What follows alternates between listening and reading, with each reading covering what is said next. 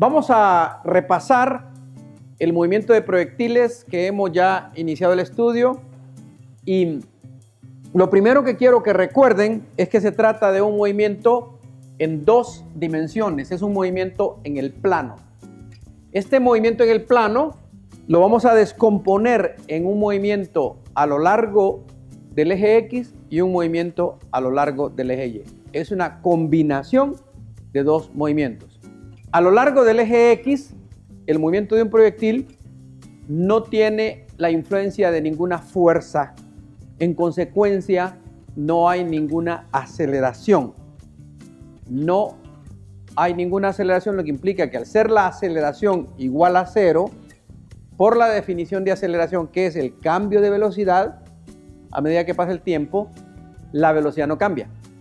Esto es en condiciones ideales, cuando se ignora la fuerza de fricción. Ignoramos la fricción del aire. Si se toma en cuenta la fricción del aire, la fuerza de fricción, la fuerza de resistencia que pone el aire, entonces estas ecuaciones hay que modificarlas. Sin embargo, para los fines de esta clase vamos a trabajar asumimos que ignoramos la resistencia del aire. Aceleración constante implica una velocidad inicial constante a lo largo de X. Como ya vimos, esta es una ecuación de cinemática. X de t es la posición inicial más la velocidad, que es una constante, por el tiempo. Si parte del origen, es decir, si X inicial sub 0 igual a 0, si parte del origen, entonces este término es 0 y me queda esta ecuación. Distancia es igual a velocidad por tiempo. La partícula recorre distancias iguales en tiempos iguales. Es un movimiento que ya han estudiado. Es un movimiento en X. El movimiento en Y es un movimiento con aceleración constante, porque a lo largo de Y sí hay una fuerza externa que está haciendo que cambie la velocidad, porque esa fuerza externa es responsable de acelerar el cuerpo. Entonces, hay una aceleración en Y que es constante.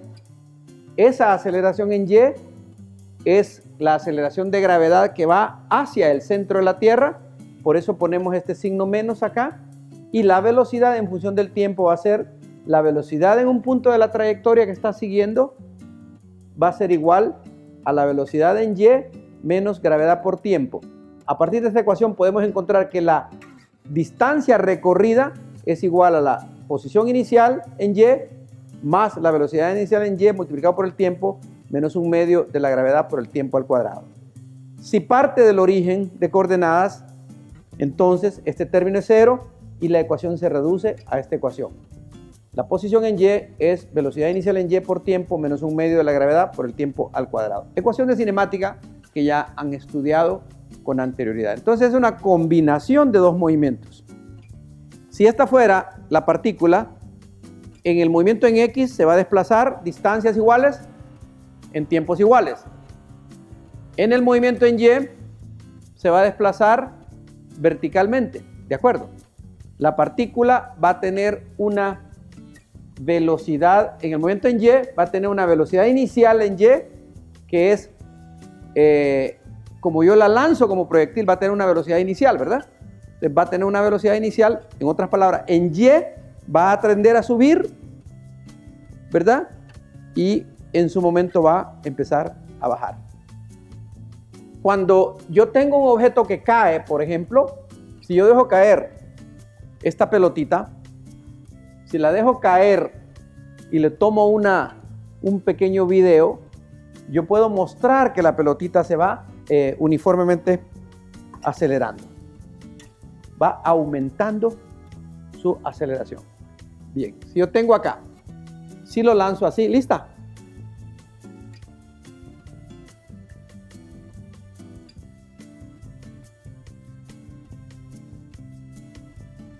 La trayectoria que siguió fue una parábola.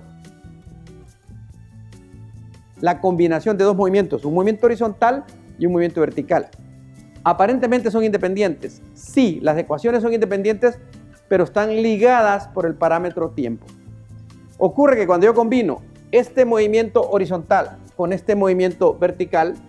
Por ejemplo, en este caso, si yo hago un experimento en el cual tengo un dispositivo donde tengo dos pelotitas, una de color negro y una de color morada, y el dispositivo libera la pelotita de color negro, la pelotita va a caer de esta manera y al hacer yo el vídeo voy a ver que está uniformemente acelerando. Si yo le doy un impulso lateral a la otra pelotita, la pelotita morada, entonces noto que la pelotita morada va a describir una parábola. La característica importante es que si lo hago al mismo tiempo, la pelotita morada cae con la misma aceleración de gravedad, que es menos g a lo largo de j, este vector, y la partícula negra, las dos caen con la misma aceleración. La partícula negra y la partícula morada caen con la misma aceleración de gravedad. En este caso, estoy modelando esta pelotita por una partícula. La aceleración de gravedad en este punto, en este punto, en este punto, en este punto, en este punto, en este punto, en cualquier punto de este salón es la misma, menos 9.8 metros sobre segundo. En consecuencia, la primera cae simplemente en caída libre, como lo han estudiado ustedes ya. La segunda describe una parábola, ¿la ven? O sea, cae y se desplaza, cae y se desplaza.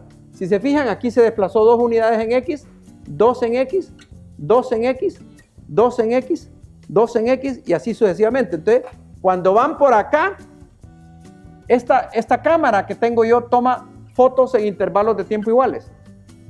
Entonces, cuando tomó esta fotografía, tomó esta fotografía. O sea, sí, van a la par. Se puede hacer el experimento y yo les puedo mostrar fotografías de personas que han hecho el experimento. Ahí lo que se quiere es tener la clave de sacar las dos pelotitas al mismo tiempo. Una que cae y otra que sale lateralmente. ¿Por qué? Porque este movimiento parabólico es combinación de uno de caída libre y uno de desplazamiento. En este caso, por ejemplo, si usted tiene un automóvil, pregunta típica de examen, que viene acá y se le acabó la carretera y había un abismo de 10 metros, el automóvil cae y esta distancia yo la puedo calcular entendiendo el movimiento parabólico.